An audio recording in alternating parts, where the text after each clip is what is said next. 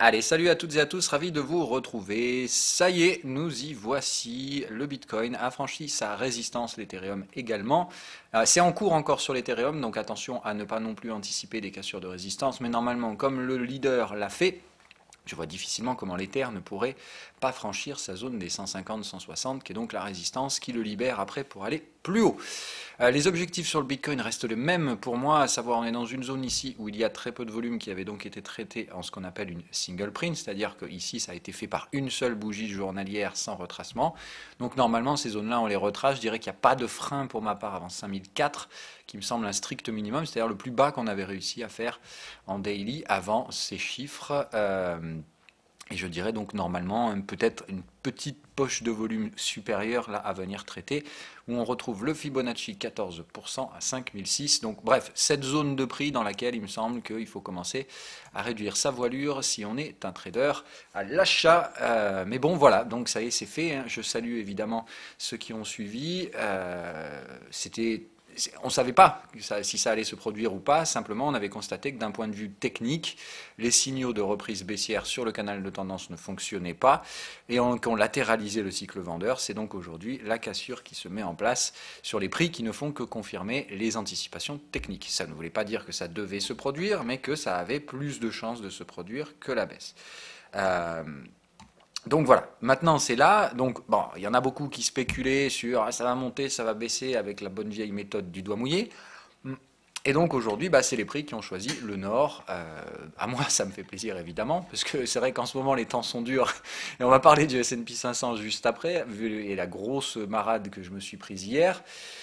Donc on va voir tout ça. Donc bref, pour les cryptos, voilà, attendre que l'Ethereum suive pour l'instant. Donc encore une fois, moi pas trop comprendre pourquoi l'Ether ne casse pas alors que Bitcoin le fait. Donc à voir si simplement c'est précurseur et qu'on va avoir un rattrapage des autres coins type Ripple et Ethereum.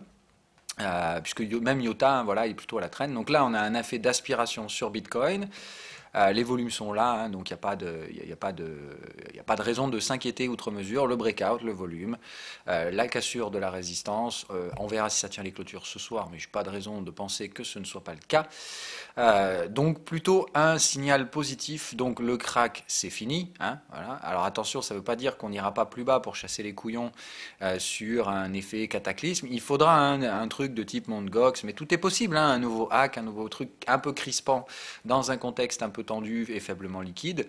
Ça pourra se produire d'aller chasser un plus bas. Donc toujours pareil, pour moi, les buy and hold ne peuvent pas être placés avec des stops dans les carnets pour éviter ce risque-là. Mais ça y est, vous pouvez normalement commencer à respirer un peu. Respirer un peu ne veut pas dire ouh super, allez j'encaisse, je prends mes gains. Non, non, on a pris un risque qui nous conduisait à des objectifs graphiques vers la zone de 5004-5008. Il est hors de question de vous faire la malle avant ces zones-là. Ça c'est complètement débile. Si vous prenez le risque de perdre A pour gagner B et qu'au final, quand vous vous dirigez vers le gain B, vous décidez de prendre un gain C qui n'a rien à voir et qui est plus petit que le gain B.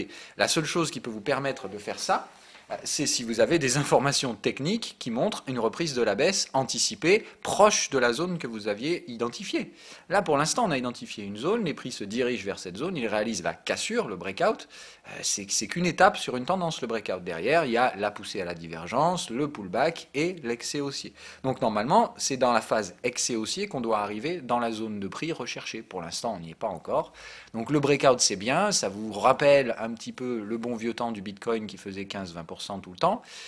Mais voilà, normalement, la suite va être chiante, lente, et elle devrait donc conditionner la poussée à la divergence, un pullback et normalement une fin de tendance. Alors je ne sais pas quand et combien de temps ça va mettre, hein, toujours pareil, mais pour l'instant, moi je ne fais rien tant qu'on n'arrive pas dans les zones d'objectif. Le breakout ici, tout ce qu'il fait, c'est que j'attends, moi comme je spécule sur l'Ethereum et pas sur le Bitcoin, j'attends que l'Ethereum fasse la même chose pour pouvoir placer le trade spéculatif à break-even. Voilà. Je ne prendrai pas le renfort du coup sur Ethereum parce que je le vois un peu trader la patte, donc je ne prendrai pas le breakout de l'Ethereum, je resterai sur la partie spéculative et le buy and hold. Je ne vais pas mettre plus d'argent que ce qu'il y a actuellement donc dans ces marchés, malgré ce signal positif qui arrive donc aujourd'hui.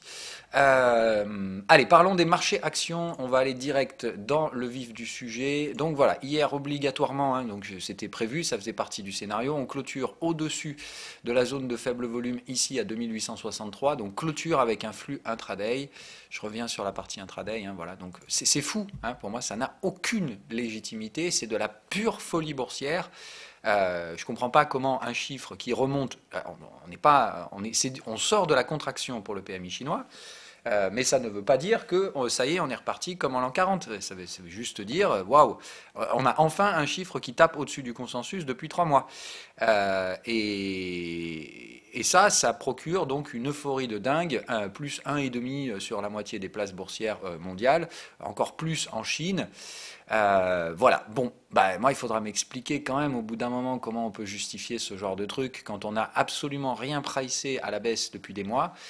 Donc je vous remets toujours cette tendance horaire, hein, donc je prends ma perte, hein, je vous dis, elle est amère, elle me fait chier, hein, je déteste absolument ce genre de truc parce que je n'ai absolument pas le sentiment d'avoir eu tort. D'accord, qu'on soit bien d'accord. C'est-à-dire que si c'était à refaire, je referais ce scénario exactement de la même façon.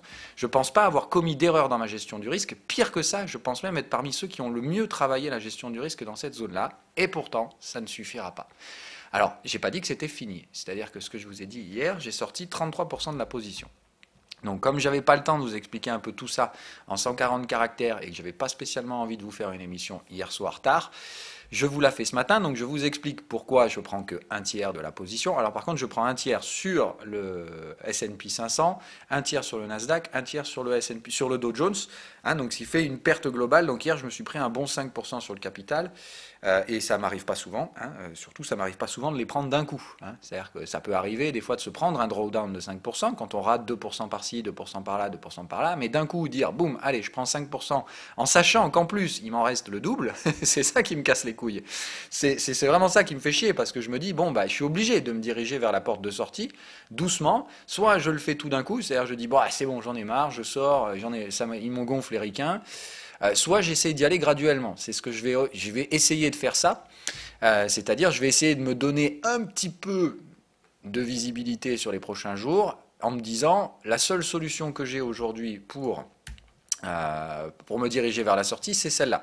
C'est soit je fais une sortie graduelle, un tiers aujourd'hui et un tiers dans les prochains jours en fonction de ce que je vais voir sur les prix, et je me dirige graduellement vers la sortie, mais en attendant, ça me permet de repousser les stops, parce que je pense toujours qu'on est dans un contexte où ça va chier comme en janvier, et ça va chier comme en octobre, en fin d'année dernière. Voilà. C'est-à-dire que d'un coup, ça va partir au sud et personne ne va comprendre pourquoi. Il y a un chiffre qui va rater quelque chose au consensus, peut-être le NFP, on ne sait pas. Je pense en fait que ça viendra d'un truc que personne n'attend parce qu'il faut évidemment qu'il y ait cet effet de surprise. Comme on avait eu à l'époque. Hein. Je vous rappelle que quand c'était tombé, ça tombait pour de mauvaises raisons à la base. C'était complètement surinterprété. Le chiffre de l'inflation en janvier, c'était pas non plus un cataclysme.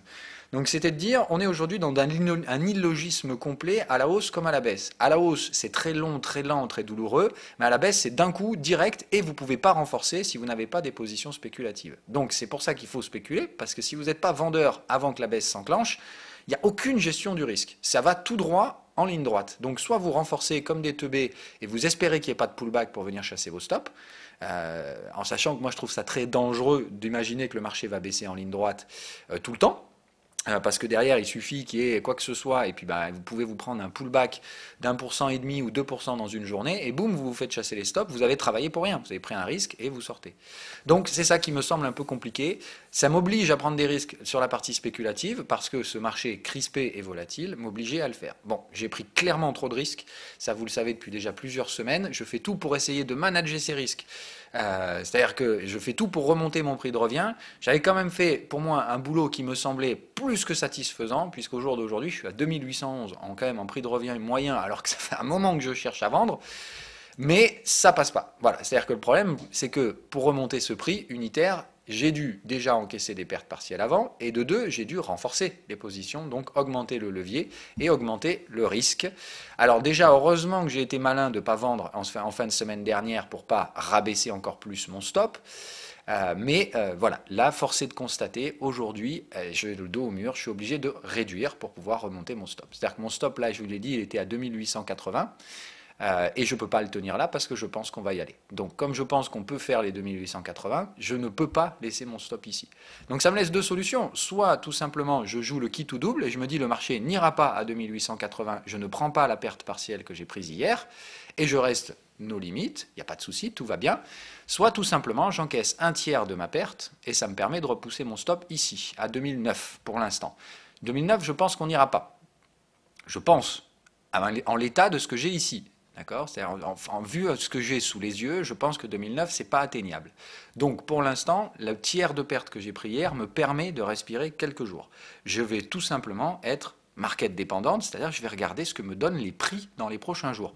Est-ce que ça, c'est un excès complètement débile, comme je pense que ça l'est, qui s'arrêtera donc aujourd'hui en pullback, demain en excès et je pourrais reshorter, c'est-à-dire que la perte que j'ai prise aujourd'hui, si on se remet à rebaisser dans les prochains jours sans toucher 2880, je remets ce levier à la vente immédiatement. Hein. Ce sera fait tout de suite. Là, il faut être conscient, je n'ai absolument pas un sentiment d'invalidation. Je suis obligé de sortir pour des raisons financières, c'est-à-dire tout simplement, je suis en max drawdown, je ne peux pas aller plus loin que ça. Risquer 15% sur ce scénario-là, c'est déjà énorme, je ne le fais jamais. Donc là, c'est fait parce que je réinvestis des gains et parce que j'avais un fort sentiment de reprise baissière et surtout, les prix m'avaient montré que cette fois, on était quand même orienté à la baisse. Encore une fois, je ne suis pas en train de dire j'ai envie que le monde s'écroule parce que je suis un putain de gauchiste et compagnie. Hein, c'est juste de dire il y avait quand même un gros signal de prix que tout le monde ignore, et ici il y avait des signaux baissiers, et on était dans des zones où la spéculation faisait du sens. Donc je n'ai pas commis d'erreur. Okay, c'est ça qu'il faut comprendre. Parfois ce sera comme ça. Ça fait extrêmement chier, hein, parce que normalement, même quand je ne commets pas d'erreur, le marché va me pousser, je vais gérer mon risque, et en général, pouf, ça passe. Comme l'euro-yen l'année dernière, du coup, on stresse un peu, on se fait chier à devoir bien gérer le risque pour essayer de ne pas craquer, et puis d'un coup, pouf, le marché reprend sa normalité, et boum, il se dirige encore plus stupidement en général vers les targets. Vraiment le scénario euro-yen, hein, c'était de dire, là franchement, il m'a fait chier le marché, et puis d'un coup, voilà comment ça s'est produit derrière pour venir chercher les targets. Les targets ont été atteintes, le stop loss n'a pas été atteint, le scénario était une réussite. Toute la phase de stress et de gestion du risque, c'est tout simplement quand vous allez au boulot et que vous n'avez pas envie de bosser. Il y a des jours où ça vous fait chier de bosser parce que le boulot est chiant et que voilà. Dans le trading, c'est pareil, les gars. Il y a des jours où moi, ça me casse les couilles. Là, en ce moment, de regarder les marchés américains tous les jours et de vous les commenter, ça me casse mais admirablement les couilles. Parce que je suis obligé d'être confronté à un truc qui est complètement anti-statistique, alors que moi, j'ai besoin de ces statistiques pour générer mes profits. Donc là, je vois un marché qui fait n'importe quoi, que je ne peux pas cadrer, mais que je suis obligé de prendre en gestion du risque. Et donc, comme je vous dis, c'est du chaos. Mais dans ce chaos, il faut bien que je trouve des structures de prix à court terme qui me permettent de voir quand même quelque chose et de faire quelque chose. Mais là, la réalité à laquelle je suis confronté aujourd'hui, c'est que je n'ai plus aucun cadre sur le S&P 500. En fait, là, je ne sais plus comment cadrer. Pour moi, 2009, ça ne fait aucun sens. On ne doit pas y aller. Il n'y a rien qui nous attire là-haut. Il n'y a pas de gap. Il n'y a aucune raison qu'on monte là-haut, en fait. Je ne trouve pas de justification technique ni de cadre à ce marché. Donc pour moi, on est dans du pur chaos, mais le problème c'est qu'en général, le chaos, j'arrive à le prendre dans la gestion du risque. Ici, ce n'est pas le cas, puisque le marché vient chercher mes pertes maximales, je suis obligé donc de me diriger doucement, mais sûrement vers les portes de sortie. Par contre, si jamais ça baisse sans me prendre la totalité de mes pertes, vous inquiétez pas, je serai dedans et je reviendrai. Hein, et je ne reviendrai pas gentiment. Je suis prêt à me venger à tout instant, parce que l'irrationalité, l'histoire m'a prouvé qu'à chaque fois que le marché fait nawak, il le paye derrière, et voilà. Et là, on est donc dans un nouveau paradigme où aujourd'hui, on essaie de voir à chaque fois jusqu'où on va avant de casser le merdier. Et évidemment, la résultante, ce sont toujours donc des énormes pics de volatilité. Et attention, je vous ai prévu que normalement, on s'en tapait un vers la fin du mois, mais ça laisse 30 jours pour Wall Street, alors 20 jours de cotation, ça laisse 20 jours à Wall Street pour faire les cons. Donc moi, le truc, c'était de savoir comment je gère mon risque dans ces 20 journées du S&P 500, dans les 20 dernières journées qui sont octroyées au marché pour essayer de sauver la mise. Est-ce qu'ils vont réussir à aller au sommet historique? J'y crois pas une seconde. Je ne pense pas, hein, sincèrement, j'y crois toujours pas. Est-ce qu'ils vont essayer de gratter tous les stops jusqu'au maxi, d'essayer d'aller chercher dans cette zone-là, alors qu'il n'y a rien à faire ici à part chasser des stops, hein. Bah, je pense qu'ils peuvent le faire aujourd'hui et monter donc potentiellement jusqu'à éventuellement les 2009. Et si je les vois se diriger vers les 2009, je vais devoir prendre une autre tranche de perte pour repousser éventuellement légèrement au-dessus. L'optimum, ce serait d'arriver à 2913, sauf que malheureusement, je ne suis pas certain de pouvoir y arriver. Il faudra que je vois ça dans les prochains jours. Ça dépend quel prix on a, quelle tranche de perte je suis obligé de sortir, et tout ça, tout ça. Donc de toute façon, je suis obligé de me diriger vers la porte de sortie. Il faut que vous compreniez que ça se fait carrément à contre-cœur, mais que ce n'est pas un choix. En fait, j'ai pas le choix. C'est tout simplement ce qu'on appelle la gestion du risque. J'ai géré mon risque, ça passe pas, et il y a une limite à tout. Et pourtant, j'ai déjà été plus que souple. Il y a beaucoup de gens qui ont vendu les marchés, beaucoup ont capitulé largement avant. Chacun avait leur raison parce que chacun avait leur différente gestion du risque. Moi, je critique pas les personnes qui vendaient ici et qui ont dit ok, c'est bon, j'arrête et j'attends un signal de prix et qui ne sont jamais re-rentrés à l'heure actuelle puisque ils n'ont considéré qu'il n'y avait pas de signal de prix. Bon, après, moi, je pense que l'avalement baissier hebdo ici, quand même, celui-là, c'était un beau signal de prix et je ne vois pas sincèrement ce qu'on fout à trader au-dessus de ces prix-là. Mais bon, encore une fois, ne pas comprendre, ça ne veut pas dire qu'il faut rester en position. Je n'ai aucune compréhension des structures de marché actuellement, je ne peux pas cadrer ça, donc je ne peux pas spéculer dedans. Donc j'arrête de trader les marchés américains jusqu'à nouvel ordre, je n'arrête pas de trader les marchés européens, qu'on soit bien d'accord. Hier je vous ai donné un scénario sur les marchés européens, je l'applique toujours, c'est-à-dire que là pour moi, en intraday, il faut chercher des ventes sur le DAX aujourd'hui, gap haussier hier ou pas, j'en ai rien à foutre. Pour moi c'est vendeur le DAX, et tout simplement il faut vendre dans cette zone de prix, dans des scénarios intraday que je vais vous présenter ce matin. Donc je ne pense pas qu'il faille acheter la zone euro, mais alors vraiment pas du tout. Je pense que c'est peut-être même la zone euro qui va enterrer Wall Street. On le voit bien ici, c'est la zone euro qui a mis un coup d'arrêt aux euphories de Wall Street la dernière fois, donc ici en fait. Voilà, ça c'est la zone euro qui a mis un coup d'arrêt à Wall Street dans sa séance complètement rocambolesque et folle. Ça se trouve, demain c'est la même chose. Boum, demain la zone euro recorrige. Et je vous ai dit, la structure de prix à Wall Street, aussi haussière qu'elle peut avoir, aussi haussier que ça peut avoir l'air, c'est aussi débile que ça. Pour moi, il n'y a que ça, en fait, en termes de contexte, qui soit similaire à ce qu'on connaît actuellement. À l'époque, on le faisait comme ça. Là, on le fait en mode comme ça. Je pense que la résultante, c'est la même pour les deux. C'est-à-dire que là, c'est bim, et là, ce sera ça aussi. Donc le truc, c'est que là, on avait encore la possibilité de remonter, même si ici, ça ne faisait aucun sens de remonter. Le problème, c'est que là, maintenant, la structure de prix sur le sommet fait qu'il n'y a plus aucune raison d'y revenir. Donc là, si on baisse, je vous dis, pour moi, on baisse pour les 2 prochaines années derrière, et on ne reviendra pas chercher ces prix avant probablement 3 ou 4 ans, voire plus que ça. Et encore, il ne faudra pas que la récession s'installe durablement dans l'économie.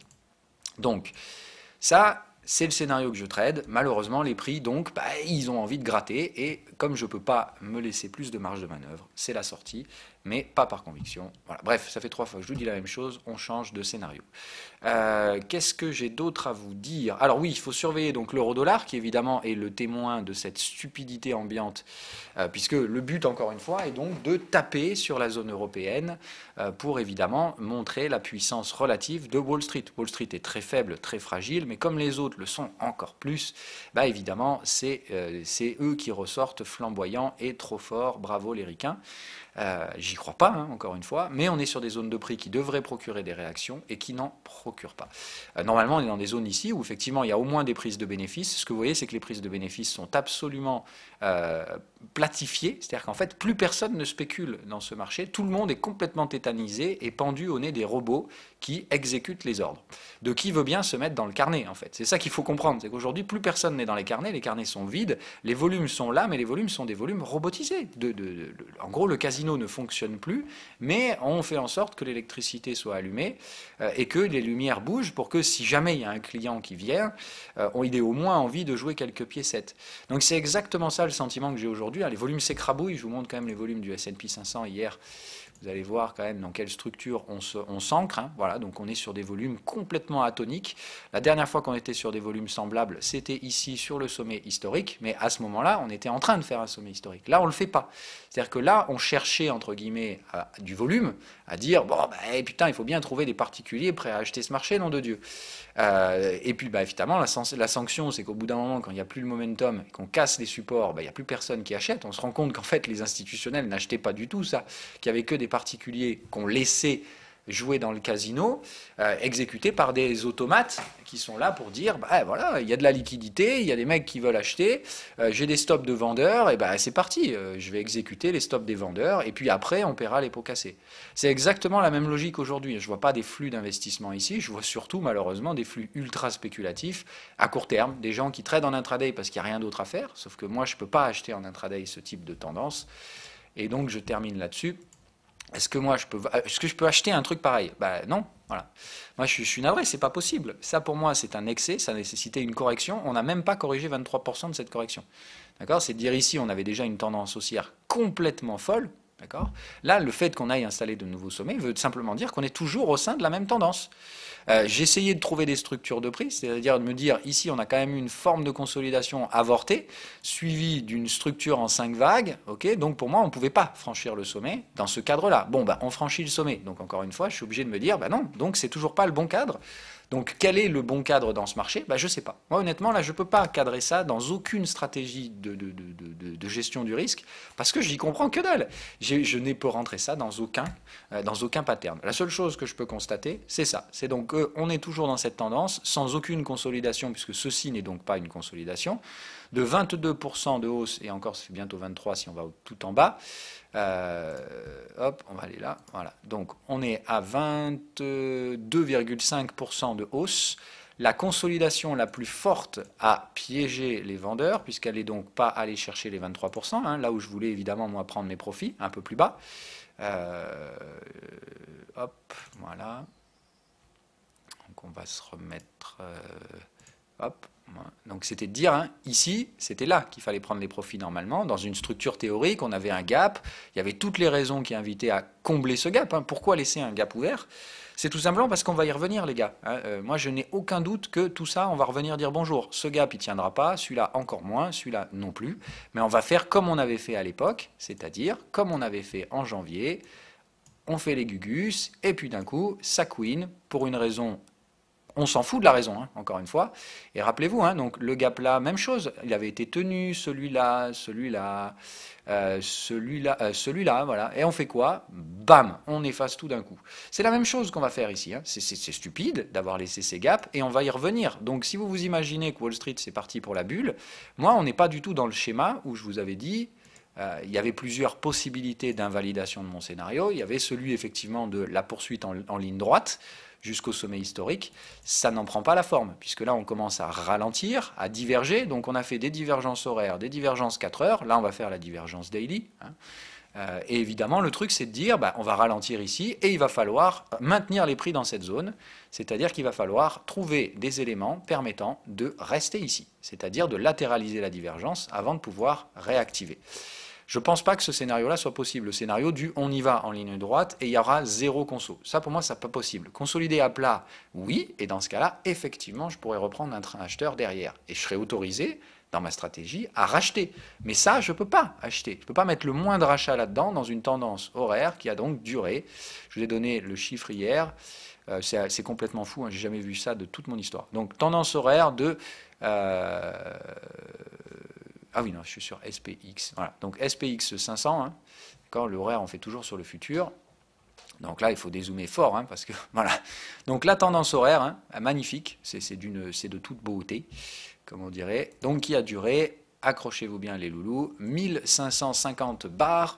Je n'ai jamais vu une seule tendance, même en plein QE, hein, une seule tendance haussière, sans consolidation, donc produire 23% de gains, sans aucune consolidation atteignant 23%, ça qui est important, c'est-à-dire que même quand on consolide même pas 23% qui est considéré comme le minimum syndical pour considérer une consolidation. Hein.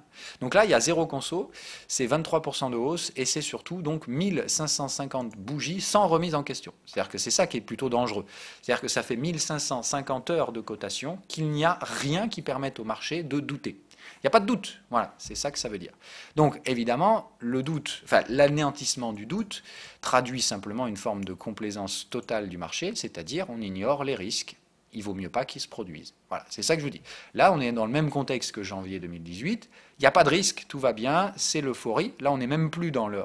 Là, sincèrement, on n'est plus du tout dans l'espoir, on commence à atteindre des zones où c'est l'euphorie. Là, on se dit, c'est génial, c'est le sommet historique, tout va bien. On commence, pour moi, là, je trouve que c'est un peu fort pour considérer ça comme de l'espoir.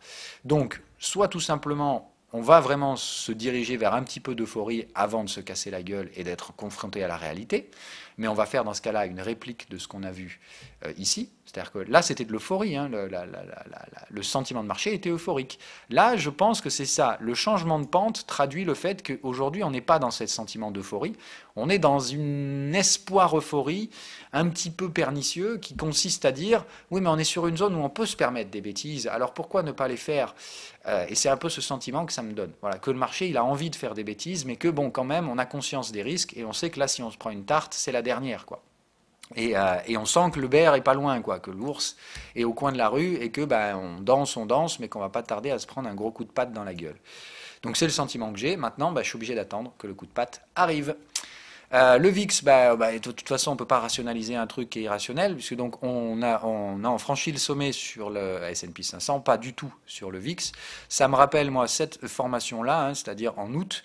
À ce stade-là, on en était à... Alors, hop, puisque donc je vous dis, aujourd'hui, on ne price plus du tout le S&P 500. En fait, on fait joujou sur la volatilité. Et on essaie donc de voir,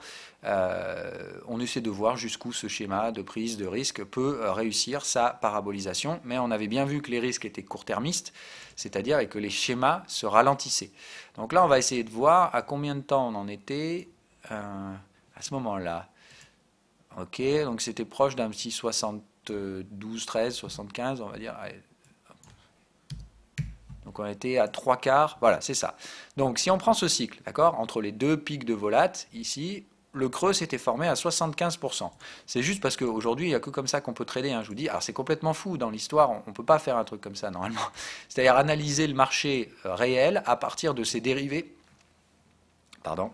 C'est un truc qu'on ne fait pas normalement. Normalement, le dérivé, il n'est pas là pour trader le sous-jacent. Hein. Le dérivé, il est là pour profiter effectivement, un peu enfin, il est là pour traiter le produit sous-jacent d'une manière dérivée, pas pour mener l'action de prix du produit sous-jacent. Là, c'est exactement ce qu'on fait. C'est le chat qui remue la queue.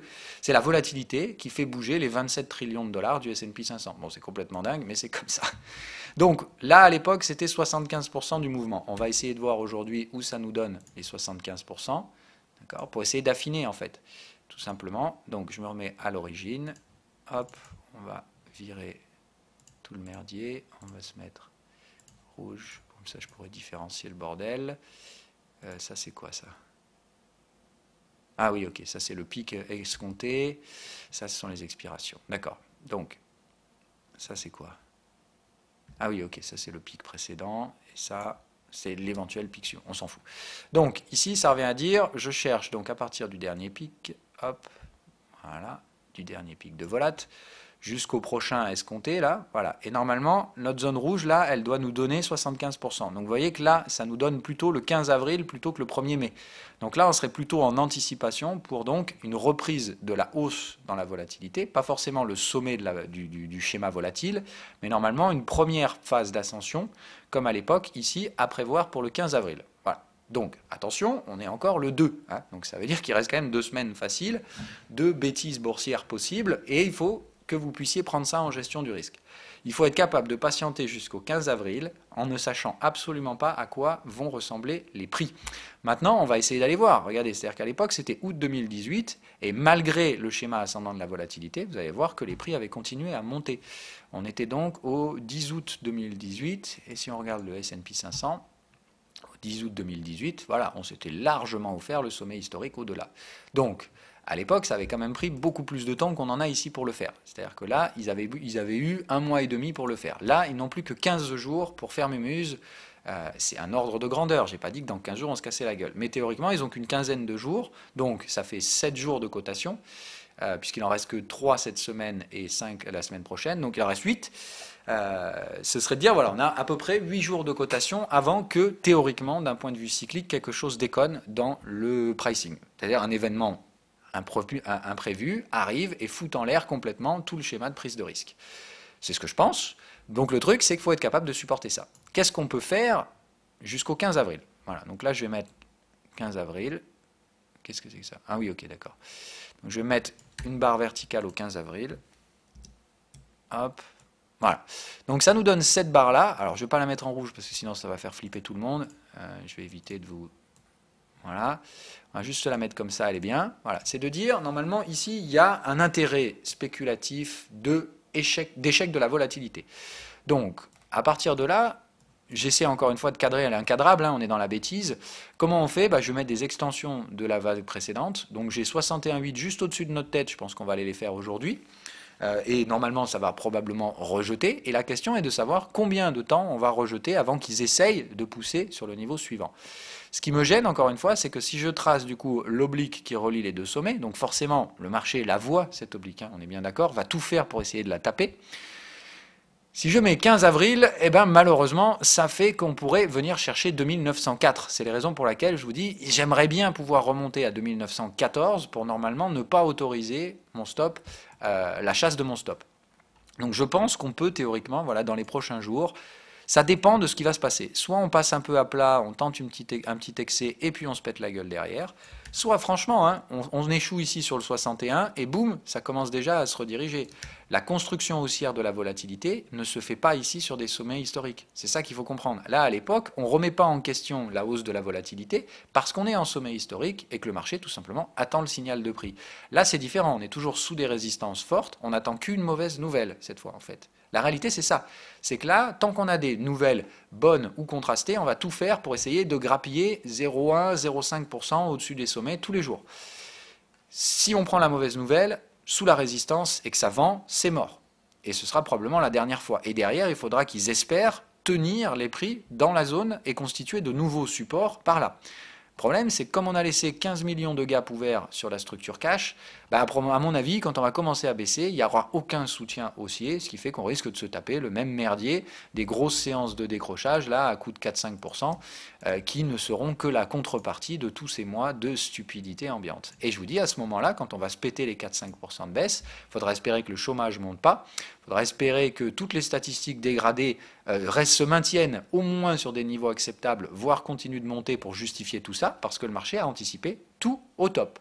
Hein, c'est ça le problème, c'est de dire que là maintenant, si les choses se dégradent en même temps que les prix, on ne remontera plus du tout. Et c'est pour ça que je vous dis qu'il ne faut pas acheter. C'est ça qui me gêne énormément. C'est-à-dire qu'on ne peut pas vraiment faire de swing parce qu'on a quitté on a quitté le sol sur le swing depuis bien longtemps.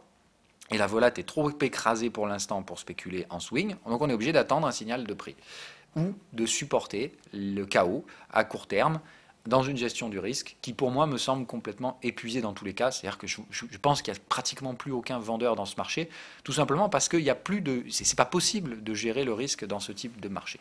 Donc, tout simplement, à mon avis, les vendeurs attendent patiemment, dans le bois, que le taureau prenne un peu trop de risques, et dans ce cas-là, on ira lui mettre sa petite baffe. Voilà.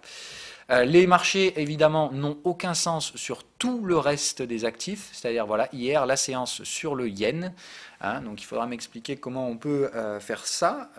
Mais bon, c'est comme ça. Donc, un yen qui est dans un scénario plutôt acheteur, qui se retrouvait quand même donc sur des zones où, normalement, ici, on aurait quand même dû aller un peu plus loin et venir chercher les contextes vendeurs. C'est-à-dire, dans un schéma ascendant, on ne vient même pas chercher les contextes vendeurs. Les vendeurs de volat se mettent immédiatement à fermer toutes les portes devant nous. Donc il faut absolument anesthésier tous les sentiments de risque. Donc le yen, c'est interdit d'en acheter parce que sinon ça fait tomber Wall Street. Le VIX, c'est interdit d'en acheter parce que sinon ça fait tomber Wall Street. Les junk bonds, c'est interdit de les vendre parce que sinon ça fait tomber Wall Street. Et le dollar, il ne faut surtout pas qu'il tombe, sinon ça fait tomber Wall Street. Donc vous avez compris, en fait, tous ces actifs-là, on ne peut pas les trader. Donc tout ce qui contient du yen, du dollar, tout ce qui contient, qu'est-ce que je vous ai dit, tout ce qui contient, après l'obligataire, oui, en fait, ils foutent la merde sur le marché obligataire, ils foutent la merde sur le marché forex, parce qu'ils jouent quand même sur les principales paires, c'est-à-dire le yen et le dollar. Et du coup, qu'est-ce qu'il nous reste à trader? Moi, honnêtement, aujourd'hui, il ne me reste rien quasiment à trader. Le WTI, c'est lié au dollar. Le gold, c'est lié au dollar. Il me reste les cryptos, effectivement, de me dire, c'est chouette, au moins les cryptos vont commencer à refaire quelque chose. Il me reste l'obligataire allemand, mais pour l'instant, il subit les courroux de l'obligataire américain. C'est-à-dire que pour l'instant, on ne joue toujours pas à la décorrélation des deux zones économiques sur le marché obligataire. Donc, l'obligataire allemand réagit comme réagissent les T-bonds américains.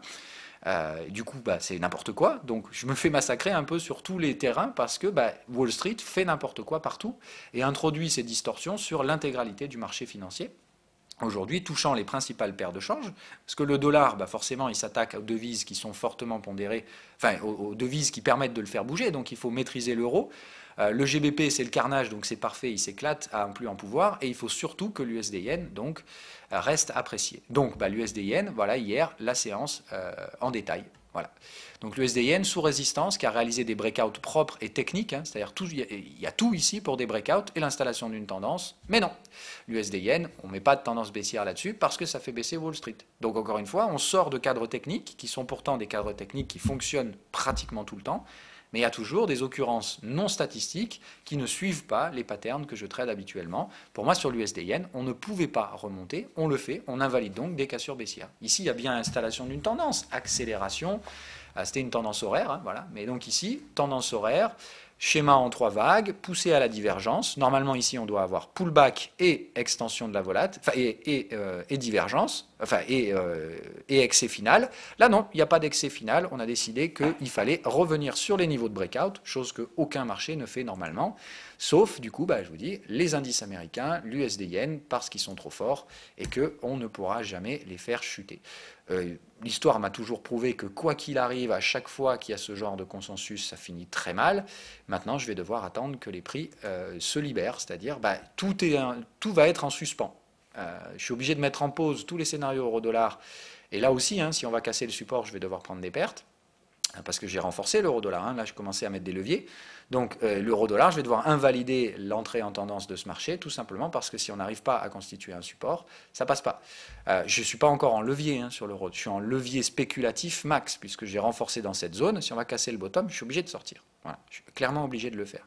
Donc là, il faut être conscient qu'il reste encore 8 jours de cotation à Wall Street pour faire les cons. C'est ce qu'il leur reste. C'est leur dernier créneau avant qu'on rentre dans une zone statistique où n'importe quoi qui ratera le consensus à la baisse risque de créer un choc de volatilité. Donc, bah, il faut qu'ils essaient de survivre dans cette zone-là, éviter évidemment ce choc de volatilité en sachant que c'est une zone dans les 8 jours et que ça ne veut pas dire que ça n'arrivera pas dans 3 jours. Donc là, il faut qu'il y ait un truc qui chamboule un petit peu toute la gestion du risque, en sachant que quand ça va chambouler, ça risque de saigner fort au début. Hein. Puisque là, tous les vendeurs attendent un signal de prix pour reprendre et re-rationaliser ces marchés. Donc dans un premier temps, le mouvement va être bear et il va être violent parce qu'il va repousser les prix vers les supports et après ce sera aux bulles de défendre ces supports. En gros, c'est toujours la partie de ping-pong, mais encore une fois, dans une partie de ping-pong, si vous jouez et que la balle revient systématiquement mais qu'il n'y a pas de joueur en face, il y a un problème. C'est exactement ce à quoi je suis confronté aujourd'hui. Voilà. Là, on n'a plus du tout de vendeurs et les acheteurs jouent mais contre le mur. Ils se renvoient leur même balle tous les jours et jusqu'au jour où tout simplement bah, ça va les gonfler et il faudra bien trouver un joueur, sauf que bah, personne ne voudra jouer à cette table avant probablement un petit moment. Donc pour moi, patience, malheureusement, je ne peux plus faire de swing dans le court terme, enfin dans les horizons les prochains jours. Mis à part bah, prendre les trades déjà en cours en gestion du risque, et évidemment laisser monter les scénarios qui vont bien. Hein. Il y a plein de scénarios sur lesquels il n'y a pas de problème. Hein. NZD-Yen, tout ça, ça va très très bien. C'est juste qu'il y a certaines paires, comme donc voilà l'USD-Yen qui me casse les couilles, mais je suis toujours bien. Hein. Voilà, c'est juste que bah, j'avais pris des trades en breakout et il est en train de repasser au-dessus de mes prix moyens, et ça me plaît pas du tout, parce que bah, ici, c'est ce que j'appelle de la gestion du risque. Est-ce que je dois invalider le scénario ici, ou est-ce que je dois supporter cette bêtise à court terme avant de reprendre des trades vendeurs? GBP USD, bah, je peux pas. L'euro dollar, je comprends pas, donc pareil, je suis obligé de prendre en gestion du risque et si on va casser le bottom, je vais devoir évidemment réduire la taille des positions, donc encaisser des pertes. Le reste, je ne traite pas pour l'instant. Donc les junk hier, je vous montre quand même la session, hein, c'est-à-dire hier, ça achète du marché action et ça vend des junk. Ça devrait quand même alerter quelques personnes. Hier, le VIX monte. D'accord. Et le VIX est à l'achat hier, les junk bonds sont à la vente, mais le marché action s'octroie 1,3% de gain. 1,10 pardon, 1,10 de gain, c'est 1,3 sur le Nasdaq, hein, voilà.